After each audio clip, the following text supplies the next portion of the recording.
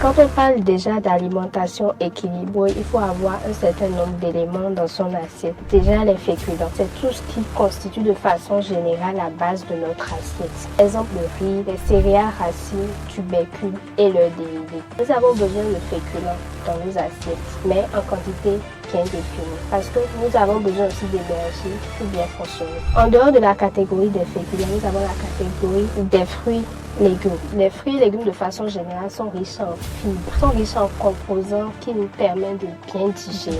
Nous avons également le groupe des aliments protéinés, tout ce qui est poisson, tout ce qui est viande, tout ce qui est café si vous voulez, parce que dans certains contrées, le café est consommé. Nous avons également les produits laitiers. Maintenant, la quantité d'énergie dont nous avons besoin en une journée, tous les aliments doivent apporter une partie. Donc, nous avons besoin aussi de matières grasses pour faire bien fonctionner notre organisme, mais en quantité très raisonnable.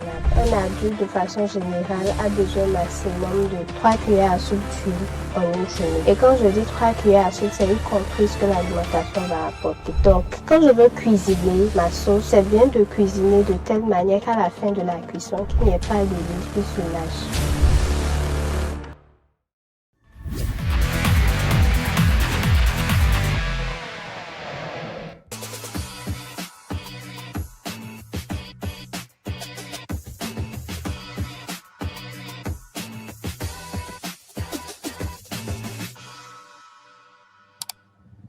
Mesdames, Messieurs, bonjour. C'est un plaisir pour moi de vous retrouver pour ces 3 quarts d'heure de notre rendez-vous hebdomadaire sur la santé. Bienvenue une fois encore sur votre émission Elle, où nous allons explorer des thématiques qui vont aborder la santé et le bien-être, surtout des femmes et des enfants. Je ne serai pas seule sur cette émission. Comme il est de coutume, je serai avec ma collègue pour co-animer Dr Kassirat Bouraïma. Dr Kassirat, bonjour. Bonjour, Dr Viviane. Comment allez-vous? Très bien. Et de votre côté? Je vais bien également. Alors, la thématique d'aujourd'hui est une thématique sur laquelle beaucoup se posent de questions. Qu'est-ce qu'une alimentation équilibrée? Qu'est-ce qu'il faut retenir et comment réussir sa bonne alimentation? Pour cela, nous avons pour vous une invitée qui est nutritionniste et diététiste, Madame Rebecca Sabourin. Bonjour. Bonjour Dr Viviane, bonjour le plateau, bonjour chers téléspectateurs. Comment allez-vous? Ça va super bien, merci. J'espère que vous aussi. Je vais bien également. Alors, est-ce que vous pouvez nous dire brièvement, c'est quoi une nutritionniste diététiste, rapidement pour introduire, pour que nos téléspectateurs et téléspectatrices sachent? Ok. Une nutritionniste diététiste, c'est un professionnel qui s'occupe de comment manger pour être en bonne santé, de façon terre à terre. En français facile. Français facile. Et au cours de cette émission de santé, nous avons la particularité de parler en français facile pour que les choses puissent être le plus compréhensible possible. Avant de rentrer dans le vif du sujet, nous avons cherché à interroger quelques jeunes hommes et jeunes femmes de la ville de Cotonou et environ pour recueillir leurs avis sur ce qu'est une alimentation équilibrée. Avec la complicité de l'équipe technique, nous vous invitons à suivre cet élément. Manger équilibré, c'est manger un aliment qui contient toutes les substances nutritives et principalement les glucides. Comme exemple, on a la pâte, les lipides, et l'huile, les vitamines, les fruits et protéines. On a les viandes, les poissons, les œufs et les sels minéraux, un peu de tout. Je ne sais pas ce que ça veut dire, manger équilibré. Pour moi, j'ai déjà mangé pour rassasier et c'est bon. Selon moi, manger équilibré, c'est-à-dire quelqu'un qui a mangé à toutes les nutritions dedans. Et une nourriture avec tous les constituants, quoi, selon moi, oui. Il y a les protéines, les glucides et... Bon, je m'en souviens plus. Manger équilibré, bon, c'est pas trop manger équilibré. Pour manger, il faut... Bon, je sais pas trop. Tu t'assois, tu commandes, tu t'assois confortablement, tu viens. Et en mangeant, il faut rester posé en mangeant. C'est tout. Par exemple, je mange du riz maintenant. Si je sais que je suis rassasié, bon, c'est bon, je dépose, ça peut aller. Madame Rebecca Sabourin, on vient de suivre les débats qui viennent de passer et on a entendu beaucoup de réactions. J'aimerais savoir d'abord, c'est quoi une alimentation équilibrée? Une alimentation équilibrée, d'abord on parle d'équilibre. Et quand on parle d'équilibre, c'est qu'il y a beaucoup de choses qui permettent de maintenir l'équilibre. Donc on va d'abord parler de la composition de l'alimentation et avant d'aborder la répartition de ces éléments-là au niveau de l'assiette. Et quand on parle déjà d'alimentation équilibrée, il faut avoir un certain nombre d'éléments dans son assiette. Déjà les féculents. On parle déjà là des groupes d'aliments. Groupes d'aliments, des féculents. Voilà, féculents, c'est tout ce qui constitue de façon générale la base de notre assiette. Exemple, terre à terre, le riz, les céréales racines, tubercules et leurs dérivés. Donc ça fait riz, ça fait maïs, ça fait igname, ça fait manioc, ça fait patate douce, ça fait mil, ça fait sorgho, fonio. Bon, nous avons beaucoup de céréales au Bénin quand même. Oui. Tous ces céréales-là et leurs dérivés, l'igname et ses dérivés, donc l'igname, oui, l'igname sous forme de ragoût, les cossettes d'igname, l'igname pilé, okay, voilà. Tout ça, c'est dans la catégorie des féculents. Donc, tout ce qui constitue de façon générale la base de notre assiette est appelé féculent. Retenons comme ça de façon terre à terre. Et les féculents nous apportent souvent beaucoup d'énergie. Nous avons besoin de féculents dans nos assiettes, mais en quantité bien définie. Parce que nous avons besoin aussi d'énergie pour bien fonctionner. En dehors de la catégorie des féculents, nous avons la catégorie des fruits et légumes. Bon, on peut scinder la catégorie des fruits et légumes en deux. Fruits et légumes, les fruits et légumes de façon générale sont riches en fibres, sont riches en composants qui nous permettent de bien digérer. Voilà donc. La différence entre fruits et légumes, du point de vue composition, les fruits sont généralement plus sucrés que les légumes. Pour aller en français, terre à terre. Nous avons également le groupe des aliments protéinés.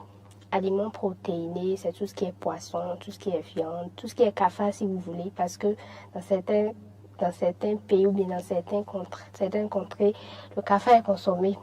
Donc tout ce qui rampe, vole, marche, aliments protéinés. Tous les animaux de la forêt.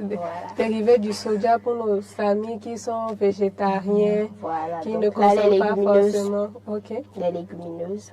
Donc, en français facile, c'est quoi les légumineuses? Les légumineuses, c'est déjà le haricot, par exemple, le cassoulet, le vanzou, le soja.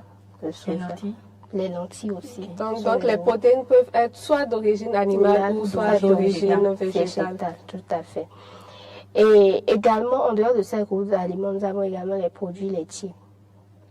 Produits laitiers, donc ça fait tout ce qui vient du lait, le yaourt, le lait même, le yaourt et le fromage, par exemple. Quand je veux manger dans mon assiette, il doit y avoir tout au moins féculents, légumes, aliments protéinés. Très important. Qu'en est-il des lipides qui peuvent se retrouver parfois même dans pratiquement toutes ces classes d'aliments, parce que généralement on nous dit que nous, dans nos contrées, que nous avons des aliments vraiment gras, des alimentations très grasses. Donc, quelle est la place de tous ces lipides, tout ce gras-là et tout dans la composition de l'alimentation? Quand on veut classifier les aliments en catégories, il y a plusieurs classifications possibles. Quand on parle d'aliments de force, par exemple, dans la catégorie des aliments de force, il y a les féculents, il y a les lipides, les graisses, donc l'huile. L'huile est énergétique aussi, donc nous apporte de l'énergie. Maintenant, dans la quantité d'énergie dont nous avons besoin en une journée, tous les aliments doivent apporter une partie. Donc nous avons besoin aussi de matières grasses pour faire bien fonctionner notre organisme, mais en quantité très raisonnable. C'est-à-dire, parce que ce qui pourrait être raisonnable pour moi pourrait ne pas être raisonnable pour l'autre.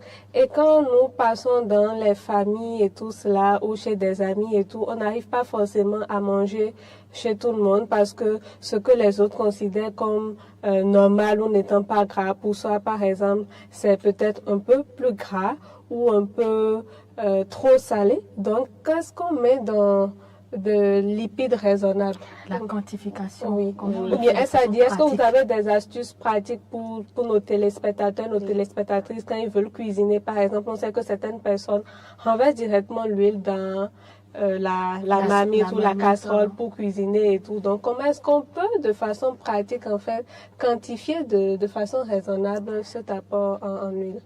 De façon générale, un être humain, un adulte, de façon générale, a besoin maximum de 3 cuillères à soupe d'huile en une journée. Et quand je dis 3 cuillères à soupe, c'est y compris ce que l'alimentation va apporter. Donc, quand je veux cuisiner ma sauce, c'est bien de cuisiner de telle manière qu'à la fin de la cuisson, qu'il n'y ait pas de l'huile qui surnage. Donc, déjà, sur la sauce. première astuce pour celles et également ceux qui sont à la cuisine. Donc, pour une alimentation équilibrée, saine et tout cela. Donc, quand on prépare avec du gras, il faut éviter à ce qu'il y ait Un surnageant. Voilà, un surnageant, ok. Il ne faut pas qu'il y ait de l'huile qui surnage. Ok. Vous pouvez, c'est important d'utiliser l'huile pour cuisiner son repas, sa sauce, mais l'utiliser de façon raisonnable pour qu'il n'y ait pas un excédent. Ok. Tu l'as à la surface. Et c'est valable également pour les omelettes, parce que quand on dit de façon pratique, nous recevons parfois des patients à l'hôpital et tout cela qui pensent peut-être qu'on leur interdit de tout manger et ensuite ils ont peur d'écouter les professionnels de santé parce qu'ils gardent comme conclusion qu'on leur empêche de tout manger, mais ce n'est pas le cas comme la nutritionniste l'a dit. Par exemple, des astuces pratiques, ne pas laisser de l'huile flotter au-dessus est valable également pour des repas comme l'omelette. Et les omelettes, quand on fait, certaines personnes carrément, quand ils finissent l'omelette, il y a beaucoup d'huile et tout cela. Donc, normalement, une bonne omelette, quand vous la finissez, la peau, il ne doit plus rester Rien du tout. rien du tout. Non, non. Et pour notre sauce d'arachide, il y a certaines personnes qui mettent encore de l'huile avant de commencer à préparer Même la sauce d'arachide de qui noix doit de être palme. grasse. À certaines personnes qui ajoutent encore Oui. de l'huile. Comment est-ce qu'on fait J'aimerais préciser un truc par cette sauce-là. Il faut éviter de mettre l'huile en première position de cuisson. Ah, Chauffer l'huile avec Voilà. cette température, Voilà. puis mettre la tomate. Voilà, on chauffe l'huile, c'est bien. Surtout pour faire le magnan, le menthe et mais- tout ça. Ou bien même, il y a un jar là qui accompagne le veille C'est ça. ou certains repas Et c'est bien. qu'on chauffe bien là, Voilà. qu'on sent qu'on est en train de bien préparer. Or, ce type d'huile sont dangereux pour la santé. Donc, il faut éviter ce chauffage des huiles. L'huile, c'est bien de la porter au cours de la cuisson ou même vers la fin de la cuisson, mais pas en début de cuisson, parce que toute huile surchauffée est mauvaise pour la santé. Maintenant, par rapport à la sauce d'arachide, l'arachide est déjà gras, oui, et l'arachide contient du bon gras.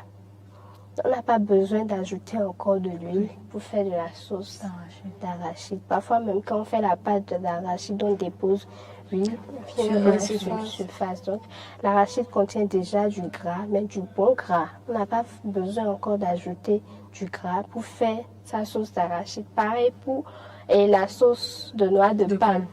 Les noix de palme sont assez grasses, et on n'a pas besoin encore d'aller chercher de l'huile pour ajouter. C'est bien de faire sa sauce de noix de palme. On parle en même temps des mauvaises habitudes lors de la cuisson de nos repas, avant même la consommation. Et ça me fait penser également à quand on frit du poisson avec de l'huile, qu'on stocke plus tard et qu'on vient réutiliser pour la sauce, des jours après ou des semaines après. D'abord, c'est même pas indiqué de frire du poisson. Le poisson frais est meilleur que le poisson frit. On entend souvent, certaines personnes disent moi je ne mange pas du poisson frais parce que je souffre d'hémorroïdes. C'est souvent ce genre de commentaires on attend. Mais on dit, certaines personnes disent et le poisson frais là c'est trop lourd. Oui, c'est le contraire. Et il faut frire pour enlever tout ce qu'il y a de... Oh, c'est un faux problème. On va déconstruire beaucoup d'idées aujourd'hui. Puisque vous êtes dans cette lancée, peut-être aussi rappeler que plus un poisson est gras, mieux il est meilleur pour la santé. Si je ne me trompe, madame la nutritionniste. Donc peut-être il faudra, préciser puisqu'on est pour que nos téléspectateurs puissent comprendre. Par exemple du poisson. Le poisson, on peut le consommer frais sous forme de bouillon, on peut bien épicer. et faire bouillir et le consommer tel, ou on peut le braiser. On peut braiser le poisson, c'est bien ça, c'est bien délicieux aussi. Quand vous faites votre bouillon bien épicé et vous braisez votre poisson, c'est bien délicieux. Maintenant, le poisson frit, il faut l'éviter parce que pour frire du poisson, vous chauffez l'huile. Toutes les fois que vous chauffez l'huile, toute cuisson qui vous demande de chauffer l'huile n'est pas bonne pour la santé. Il vaut mieux éviter. Maintenant, parlons des poissons. C'est vrai, les poissons gras sont très bien pour la santé. Et je profite pour faire un appel à la population pour demander aux uns et aux autres d'accorder une attention particulière à nos cours d'eau. Parce que quand nous jetons des déchets dans les eaux, dans les lacs et autres, tout ça finit par se retrouver dans notre assiette. Un poisson gras est normalement très bien pour la santé, mais quand l'eau dans laquelle ce poisson-là a grandi, a séjourné, n'est pas vraiment sain, cela peut avoir de répercussions sur la santé. Il y en a même qui versent beaucoup de déchets, de l'essence, des produits chimiques qui ne sont pas bien pour le bon développement des poissons, qui jettent ces choses-là dans nos cours d'eau. C'est des choses qu'il faut éviter parce que quand le poisson est gras, vous voyez, c'est un peu comme quand je mets de l'huile sur une table, elle attire plus de poussière. Donc le poisson gras, qui n'est pas dans de bonnes conditions, il faut vraiment faire attention. C'est pour ça qu'aujourd'hui, certaines personnes préfèrent même aller acheter leurs poissons chez des gens qui élèvent les poissons, encore que il faut que cela se fasse dans de bonnes conditions. Les petits poissons sont aussi très meilleurs pour la santé à cause de leur sang. Une alimentation équilibrée revient à terre. Si je veux, et vous choisissez quel féculent? du riz. Du riz, ok. Vous choisissez quelle sauce? Sauce arachide. Sauce arachide. Ok, d'accord. Sauce arachide, bon, moi je choisis le poisson. Ok. D'accord. Donc on fait notre riz, notre sauce d'arachide et du poisson. Quand je regarde la composition de cette assiette, il manque les légumes. À moins que pour faire ma sauce d'arachide, je mets des légumes comme la tomate et l'oignon. Si j'aime la tomate et oignon découpés, je peux découper tomate et oignon dans ma sauce d'arachide. Mais si je n'aime pas tomate et oignon découpés dans ma sauce d'arachide, je peux mixer. C'est bon, je mixe tomate et oignon en bonne quantité dans la sauce d'arachide. Là, j'ai le riz qui fait féculent.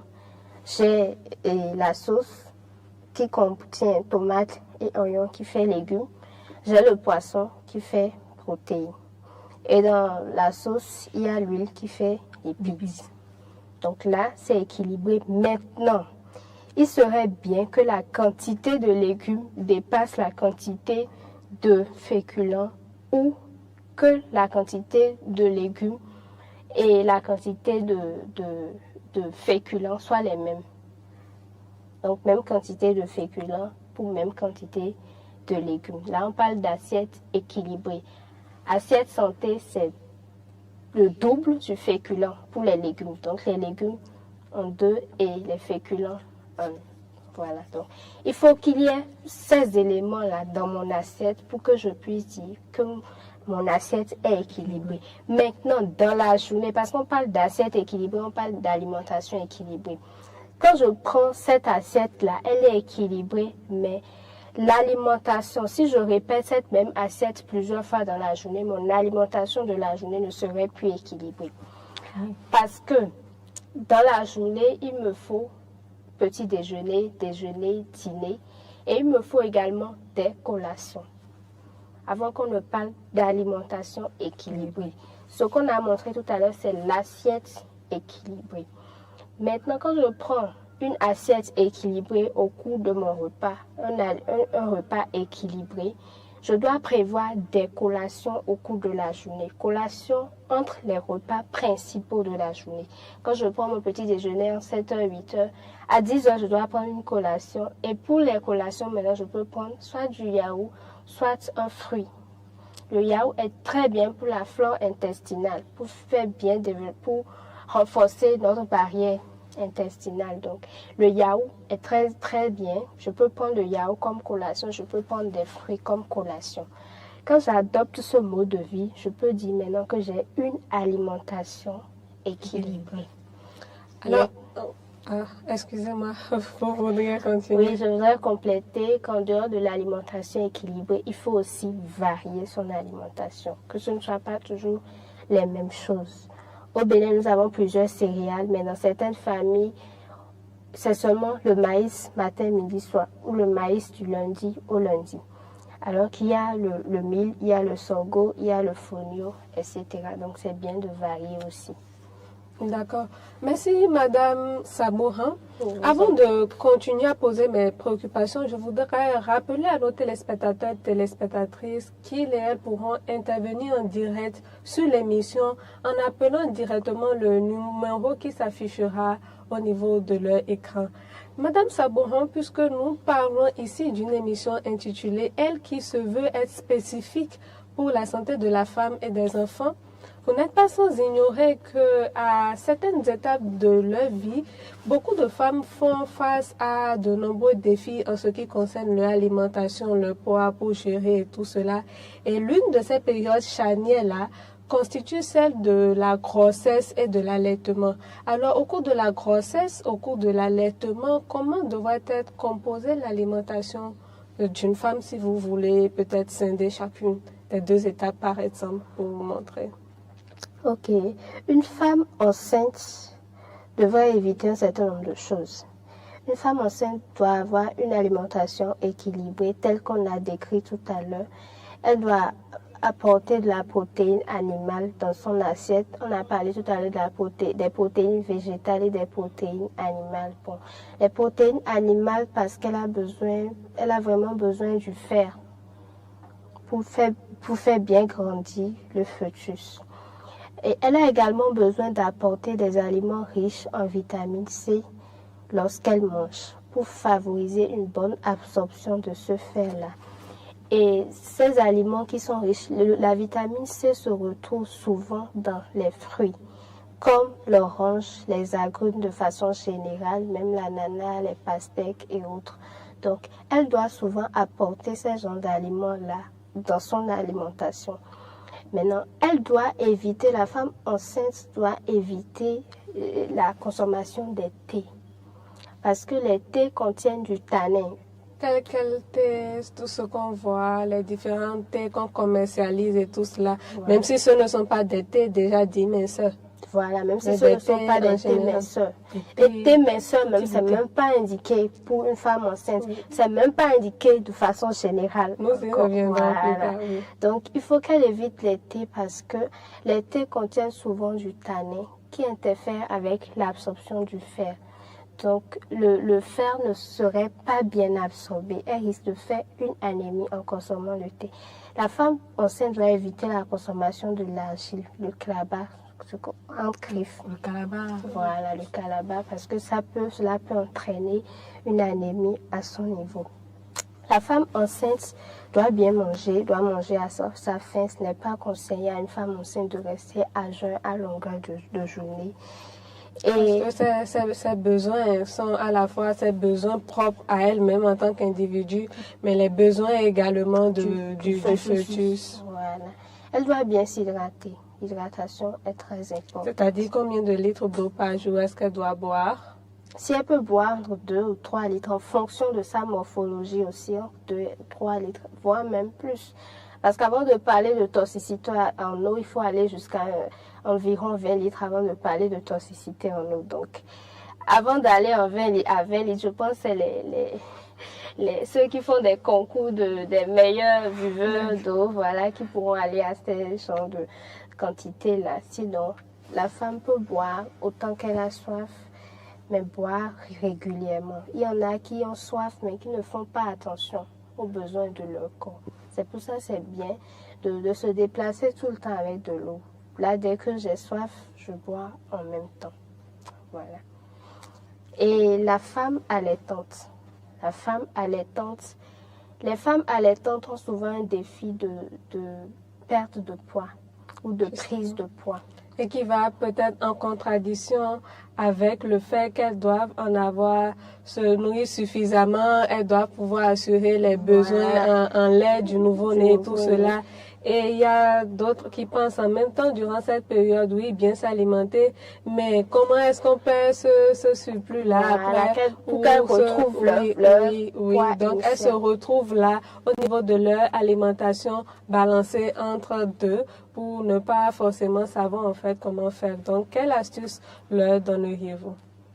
La femme allaitante doit garder en esprit que tous les kilos qu'elle a eu à gagner durant la grossesse, le poids qu'elle a eu à gagner durant la grossesse est destiné à l'aider pour l'allaitement. Donc, durant l'allaitement, après la phase d'allaitement, elle est censée retrouver son poids initial en fait. Si l'allaitement a été bien conduit. Oui, si l'allaitement a été bien fait. Et c'est bien déjà de pratiquer l'allaitement maternel exclusif parce que cela permet à la femme de bien dépenser, de dépenser beaucoup d'énergie. Maintenant, le plus souvent, les femmes allaitantes, donc les mamans, ayant beaucoup de choses à faire, ayant le boulot, le défi du boulot, le stress du travail à gérer, gérer le bébé et gérer les tâches ménagères, elles oublient parfois de manger. Pas parfois, souvent, elles s'oublient elles-mêmes. Elles ne font pas attention à elles-mêmes. Une femme allaitante doit vraiment faire attention à elle-même parce qu'il faut qu'elle soit en bonne santé pour mieux se donner, pour mieux répondre à tous les défis qui lui font face. La femme allaitante ne peut pas démarrer une journée sans petit déjeuner, ce n'est pas bien. Il y a certains moments des femmes allaitantes qui n'ont pas une bonne montée laiteuse juste parce qu'elles ne s'alimentent pas bien. C'est très important de démarrer la journée avec un petit déjeuner, prévoir des collations. Composer comment, par exemple, ce petit déjeuner-là? Un petit déjeuner, elle peut prendre, par exemple, de la bouillie. De la bouillie de la bouillie de céréales complètes. Et ça peut être du maïs complet dont on n'a pas enlevé, non dépourvu du son. Donc, ce n'est pas, en fait, quand vous dites la bouillie, ce n'est pas la bouillie à base du guissi ou guipon là, non. Donc c'est la bouillie donc c'est la bouillie qu'on appelle la bangba localement, c'est bien ça. Bangba, ok, d'accord. Bon, ça c'est la farine de maïs complète, le maïs complet qu'on a fermenté, tout simplement. C'est ça le bangba. Elle peut prendre ce bangba là au petit déjeuner, mais pas juste le bangba. Le bangba seul au petit déjeuner, ce n'est pas suffisant. Elle prend cette bouillie là, elle doit ajouter une sauce protéinée. Donc, ça peut être les noix de cajou, ça peut être l'arachide par exemple, pour accompagner cette bouillie-là, pour que son assiette soit équilibrée. Et elle peut ajouter un peu de légumes, c'est-à-dire quoi, elle prend sa bouillie avec de l'arachide et elle croque un peu de carottes à côté. Là, c'est un petit déjeuner équilibré. Ou peut-être la veille, elle a préparé du riz avec du baume. Le lendemain, au petit déjeuner, elle peut prendre ce riz-là avec seulement. Puisqu'on parle de sauce légumes de menthe, traditionnellement, quand on veut faire ces sauces légumes-là, ce qu'on fait, c'est qu'on porte à cuisson les légumes, parfois même avec de la bicarbonate et tout cela. Ensuite, on presse ces légumes-là, où on enlève déjà, voilà, les substances nutritives et tout cela, sans parler si c'était déjà de forte température de cuisson et tout. Puis, on met de l'huile, on chauffe avec de la sauce tomate et on met maintenant ces légumes-là qu'on a déjà pressés et parfois même très bien plusieurs fois, hein, où on remet. Donc, finalement, d'abord, on a trempé les légumes cuits dans de l'eau pendant des minutes. On a pressé. On est venu maintenant mettre dans l'huile chaude qui a déjà mélangé de la tomate et tout ça. Donc oui, avec bon, peut-être ce sont un peu techniques, ces modifications de process ou cette manière de cuisiner. Est-ce que cela est optimal pour tirer le maximum des constituants de ces légumes. Non, cette manière de faire, de cuisiner les légumes, vous êtes d'accord avec moi, vous allez manger juste des feuilles.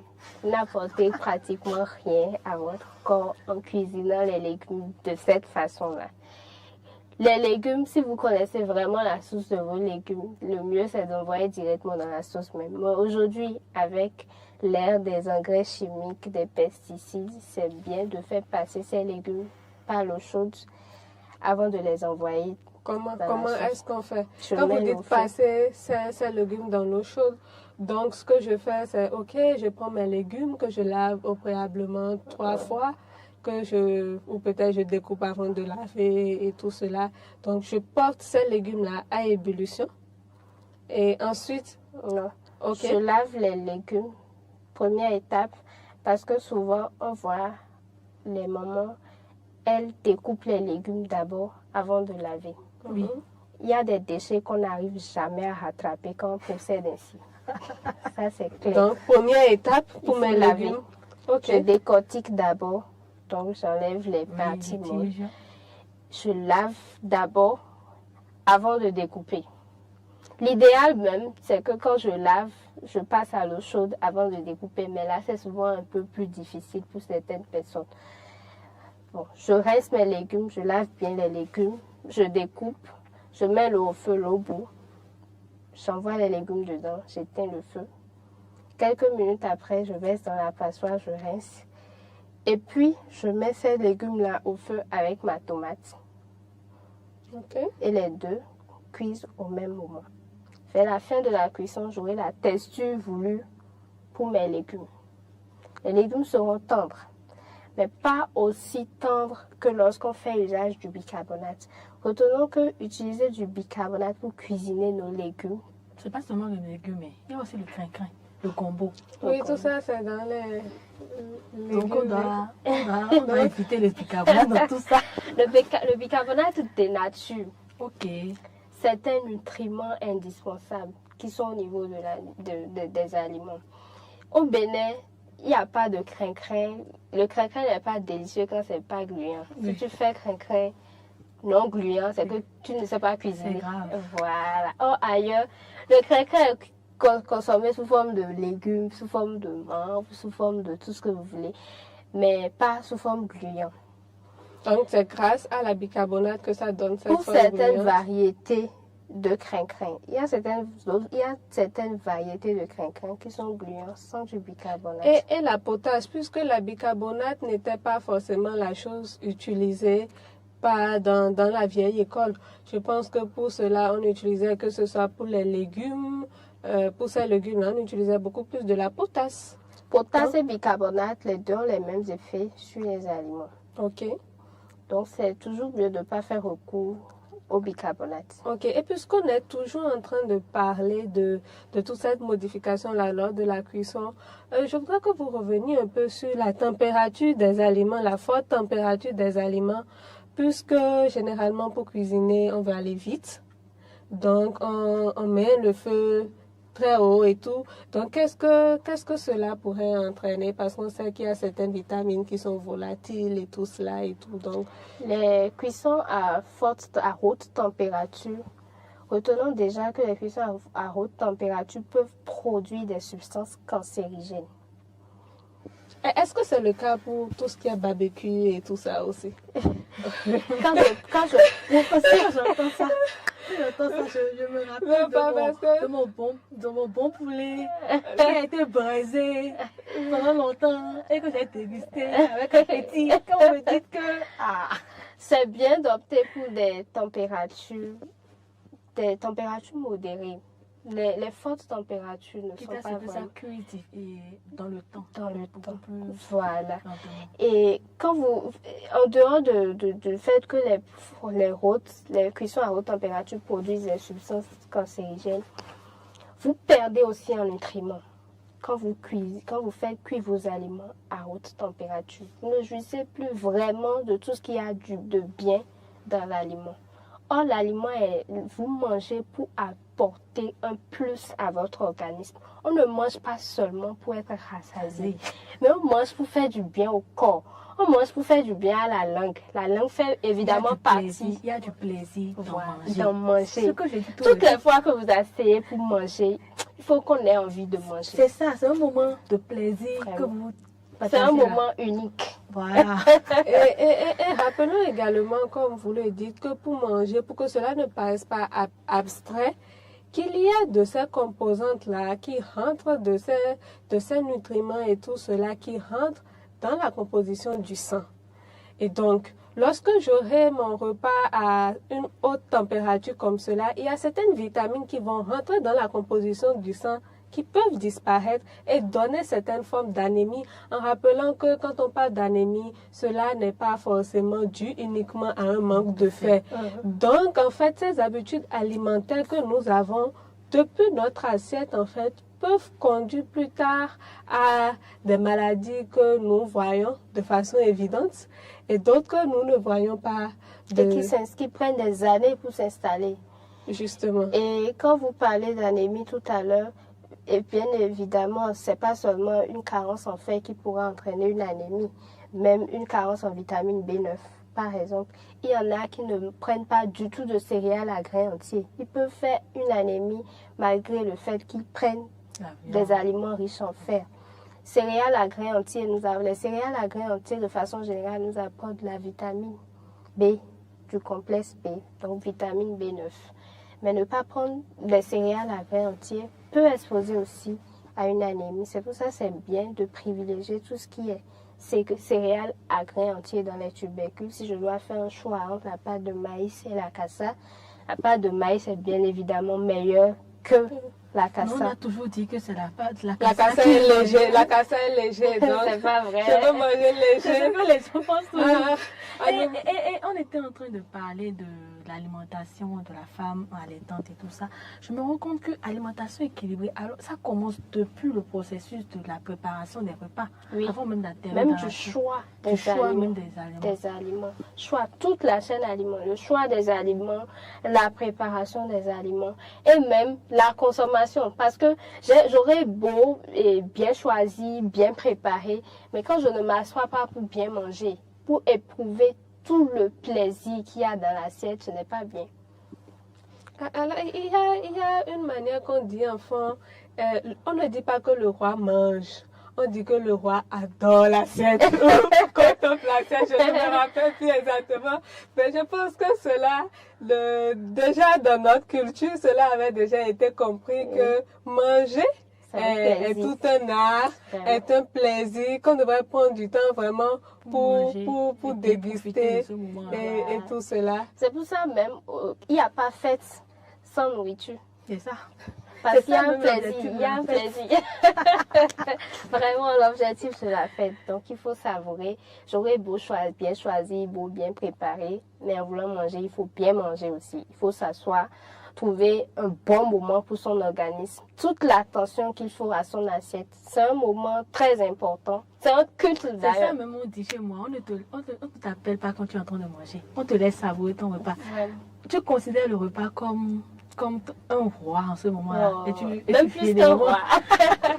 Si nous n'avons pas de questions de nos téléspectateurs, je rappelle qu'ils peuvent toujours intervenir avant que nous ne mettions un thème à cet échange. Mais avant, je prends beaucoup de plaisir à vous écouter, Madame Sabourin. C'est pourquoi je vous pose beaucoup de questions. Alors, qu'en est-il des femmes durant les règles et tout cela? Est-ce qu'il y a des spécificités en termes d'alimentation pour cette catégorie de femmes-là? Est-ce que vous avez quelque chose à partager avec nous? Quand on parle de règles chez les femmes, elles saignent.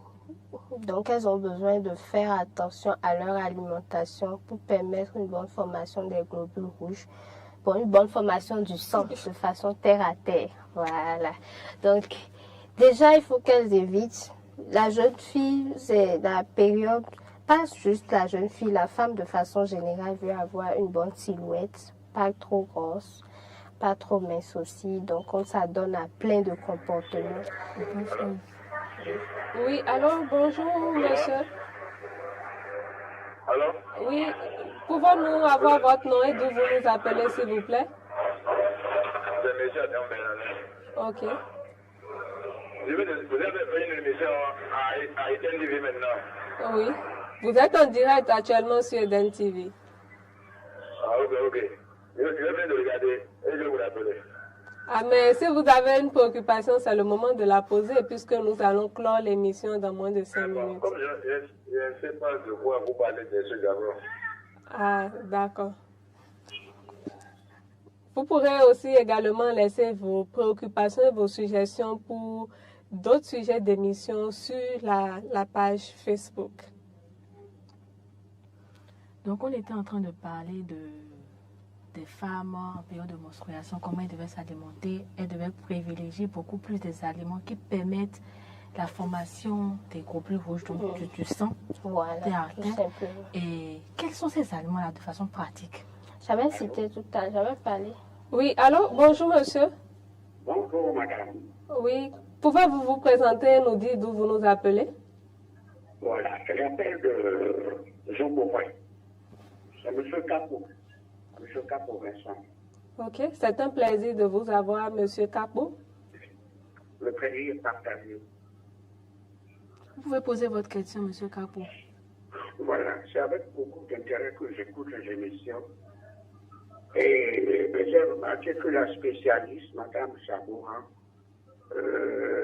donne des conseils, je vais dire, à l'individu moyen, normal.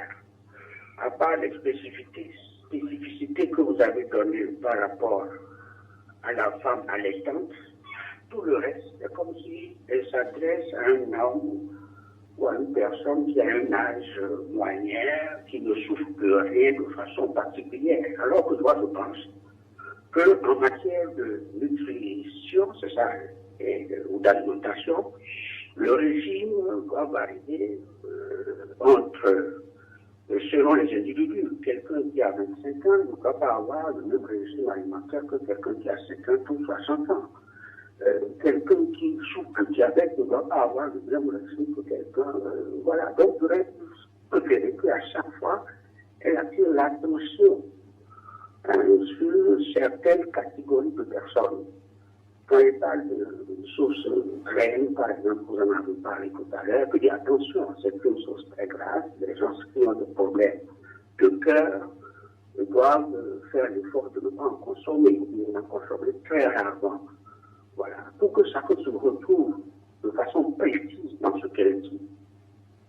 Vous comprenez un peu ce que Oui, très bien, monsieur Vincent. Vincent. Voilà. Ça va beaucoup nous aider. Elle dit des choses, mais parfois, moi, je me dis que ça ne m'intéresse pas parce que moi, j'ai tel problème de santé. Je suis sûr que quelqu'un d'autre dira exactement la même chose. Donc, à chaque fois, il faudrait qu'elle fasse un clin d'œil. Les diabétiques ne doivent pas faire ça. Ceux qui ont des problèmes de cœur ne doivent pas faire ça. Ceux qui sont sportifs ne doivent pas faire ça. C'est pas bon pour eux. Ainsi de suite. Voilà tout ce que je voudrais vous dire. Merci, mesdames. En tout cas, c'est une émission extrêmement intéressante et vous posez de très bonnes questions. Merci beaucoup, monsieur Vincent. Donc, Madame Sabourin revient. Très rapidement parce que nous allons clore l'émission dans moins de 2 minutes. Merci beaucoup, monsieur Vincent. Je précise que tout ce que nous avons dit jusque-là, c'est valable pour tout le monde. Nous avons beaucoup entendu, nous avons reçu plein d'idées préconçues en termes d'alimentation. Sauce de noix de palme, un diabétique, quelqu'un qui souffre d'hypertension artérielle, il peut en consommer. D'abord, même la sauce de noix de palme là, contient du bon gras, un bon gras. Donc, ce n'est pas proscrit. Mais le tout est dans la Voilà, manière, dans la quantité et tout. et Et en voulant prendre ma sauce de noix de palme, il faut que dans mon assiette, qu'il y ait des légumes. C'est très important. Quelques légumes. Peut-être que dans une autre rubrique, nous allons aborder cet aspect-là de façon plus détaillée. Merci beaucoup, Madame Sabourin. À travers votre intervention, vous me permettez de clore cette émission en disant que votre aliment doit être votre médicament. D'aucuns diront votre alicament. Et donc, si vous avez suivi notre émission, il est important de vous référer vers des spécialistes parce qu'en réalité, chaque catégorie de personnes peut manger tout ce qui est à disposition, mais devrait savoir faire la composition exacte et bonne de son assiette en fonction de ses particularités. Je vous remercie d'avoir suivi cette émission qui a abordé la question d'une alimentation réussie. J'étais sur ce plateau avec Dr Kassirat Bouraïma qui est médecin sexologue et avec comme invité Madame Rebecca Sabourin qui est nutritionniste diététiste.